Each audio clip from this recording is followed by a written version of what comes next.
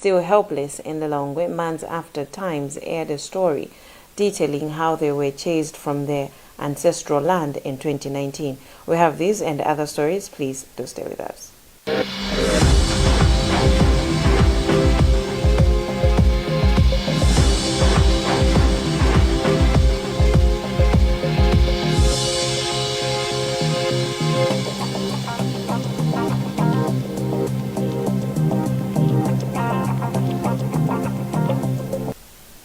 In our first story, the Petroleum Importers Limited, PIL, has warned the Natural Resources Committee of Parliament against proceeding with its decision to give 90% fuel importation business to the state-owned National Oil Company of Malawi, NOCMA.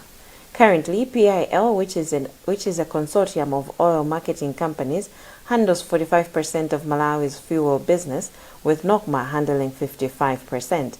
More in this report. Petroleum Importers Limited General Manager Martin Nsimuko raised the concern when PIL, MERA, NOCMA and the Minister of Energy appeared before the Natural Resources Committee of Parliament on Thursday. According to Nsimuko, reducing the amount of fuel that is imported through PIL is tantamount to stifling the private sector in the country. If they push for the 10%, then they are closing PIL, which is a private sector contribution. And I believe that would be not in the interest of our government to stifle private sector in the country. But chairperson of the committee, Weran Chirenga, said reducing the amount of fuel that is imported through PIL will not kill the company, saying members of PIL have other responsibilities, including retailing fuel in the country.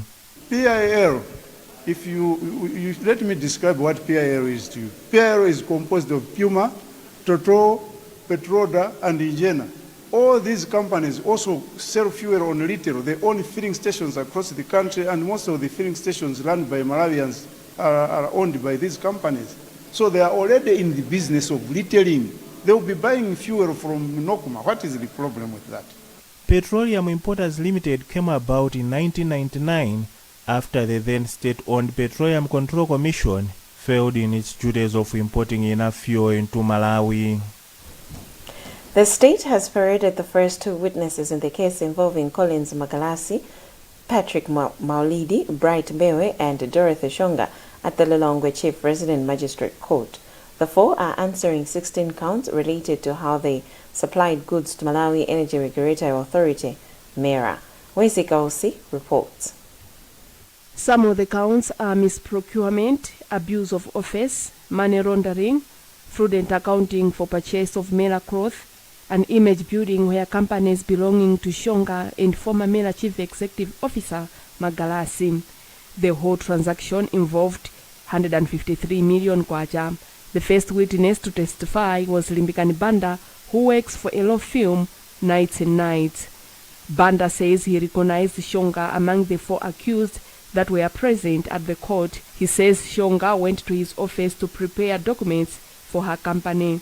The other witness, Dilson Bonongwe, who works as a banker at CDH Bank, says he recognized Shonga and Magalasi among the four accused that were present at the court. He says he knew the two because they have current accounts with the banking institution. The witness says the other account belongs to DC Bland's company, where signatories are Shonga and Magalasi. He says Shonga has another account where signatories were Shonga and Povienka as a Turkish national.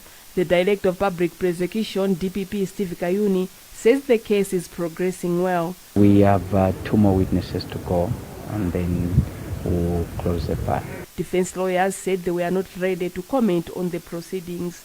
Chief Resident Magistrate Patrick Chirwa has since adjourned the case to November 30, 2021.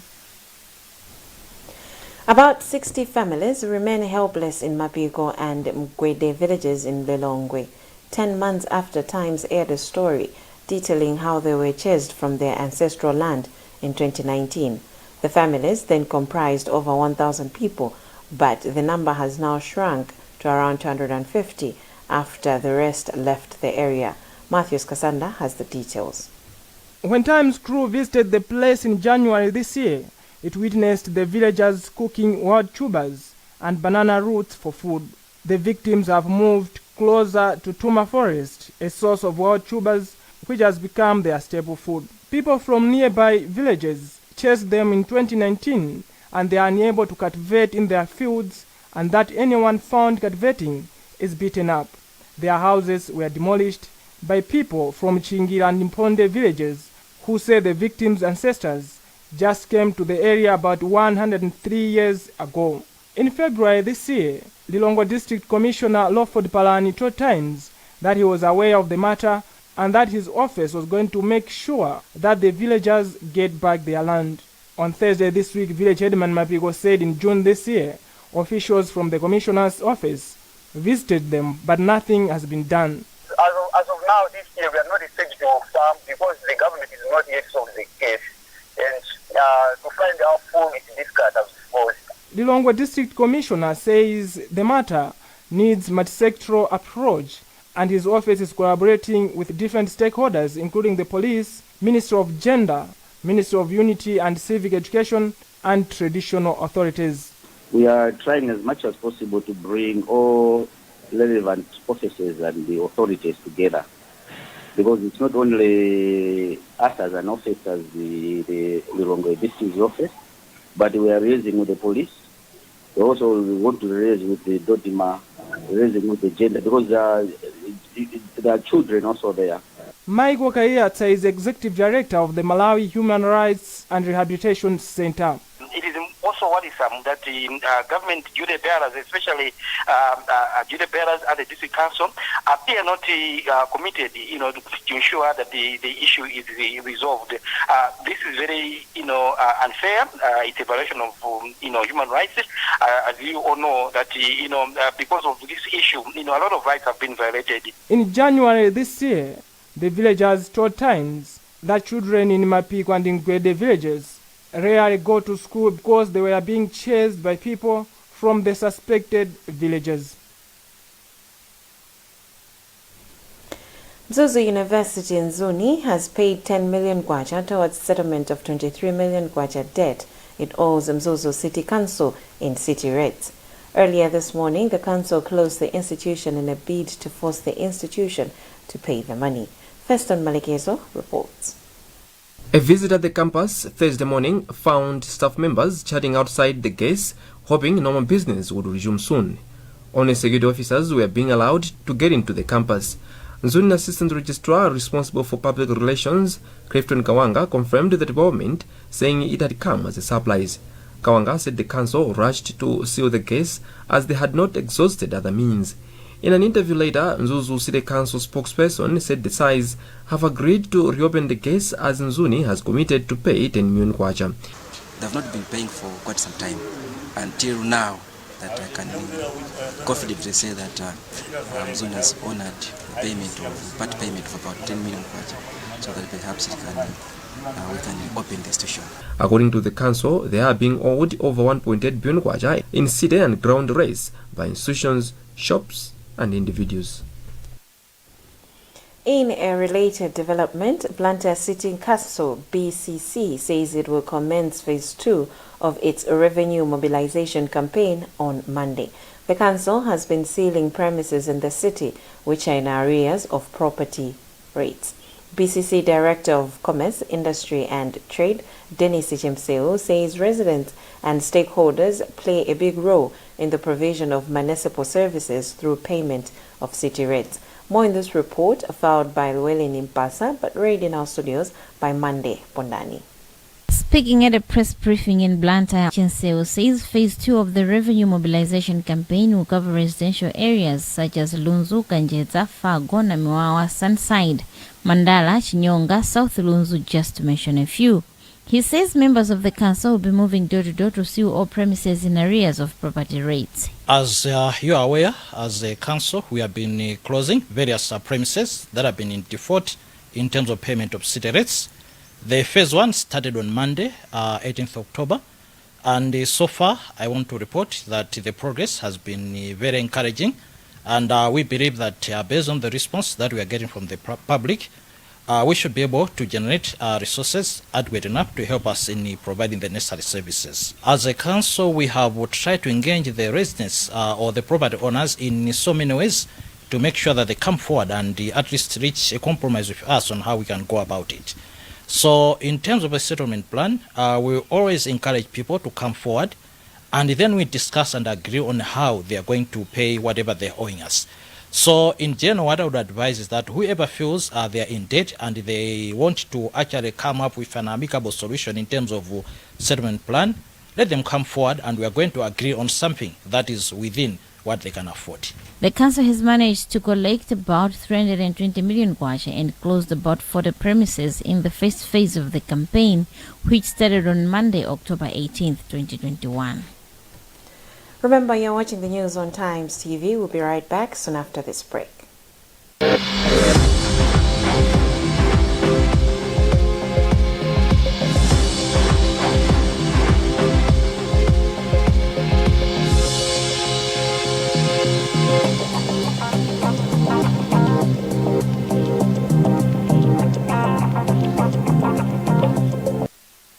You know that your life is very important, and because of that, you take care of yourself at all times. Train collisions with vehicles can be avoided by motorists, and here is how. Make sure your car's brakes and lights are functional at all times. Do not message or make calls while driving. Follow all road and rail signs. As you approach the rail line, make sure your car radio's volume is low. Check both sides before crossing a rail line. And before taking a long road trip, make sure that you are fully rested. Always remember that a train goes really fast but stops really slow. So take care on the roads next to rail lines. For more information on rail safety, call 1718 on Airtel or TNM. This message is brought to you by Central East African Railways, SEA, in conjunction with Vale and the Government of Malawi through the Ministry of Transport and Public Works.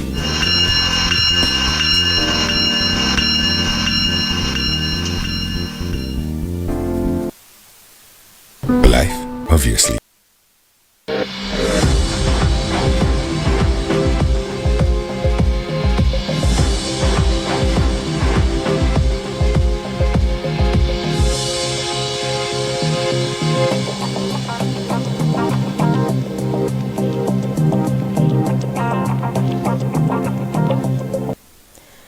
Welcome back. Still in the news, the United Nations Development Programme, UNDP, says it will introduce a public sector innovation challenge as one way of encouraging the public sector to adapt to effective, newer ways of doing things.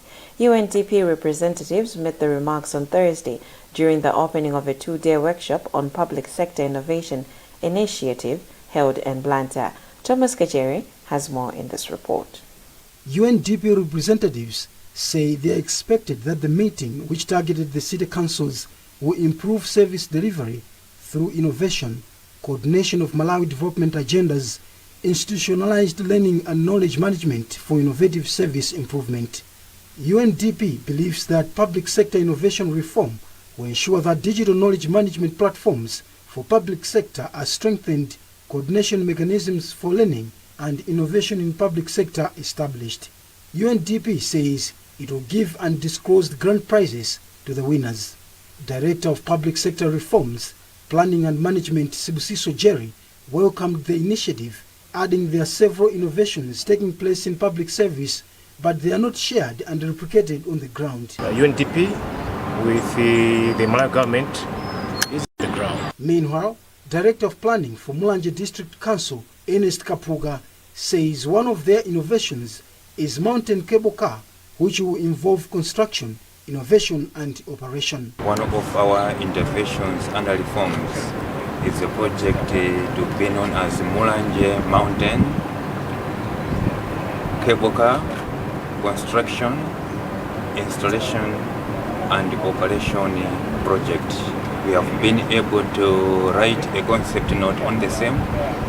A preliminary feasibility study has been conducted, which has revealed that a project is very feasible. The country adopted the 2063 agenda, and UNDP has been supporting government in the public sector reforms by, among others, sharing best practices, in-depth understanding of innovations. Meanwhile, the Center for Social Concern says delays in the completion of development activities continue to hamper people's rights to access public services. The organization's programs officer in Palombe, Bernard Mpepo, made the remarks during a briefing for members of some civil society organizations on a new project aimed at tracking public finance management. Mpepo explains. As Center for Social Concern, our approach is slightly different. We don't want to leave the responsibility to the government. Our approach is the citizens who are the owners of the public finance. They should be responsible to demand transparency and accountability. As I said earlier on, we have been independent for 57 years. Our leaders have been in existence for over 57 years and also over 26 years of being under democratic government. Well, as an issue of public finance management, I think it's across the country. So specifically, because we are in Palombe, we have a number of projects that were not really well implemented. The best example of the project is the water project that was funded by African Development Bank. The project period came to an end, but the communities are not accessing safe drinking water. That's a concern to Center for Social Concern because we take it water as one of the critical elements for somebody's survival. Gift Mwenda from Paradiso Patient Trust said the project is Gift Mwenda of Paradiso Patient Trust. Police in Lilongwe have arrested 2 Nigerian nationals for being found in possession of 200,000 kwacha for a similar offense. Chimtere speaks to our reporter Matthews Kasanda. Central West Region had a tip, and then they moved around the area and they searched at the houses around where they stay, and they were arrested in the comfort of their home.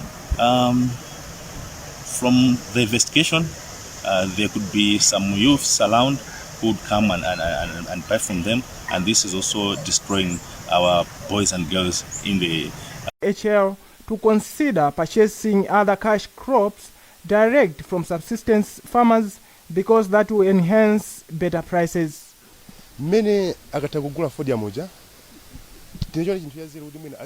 After closing the tobacco market, HL should also consider buying soya, maize and groundnuts from small-scale farmers.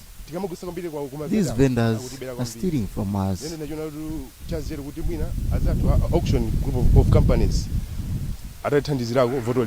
General Manager of AHL Tobacco Sales, Graham Kunimba, says they will consider the request. The request that has come our way regarding coming up with another trading platform for the other cash crops.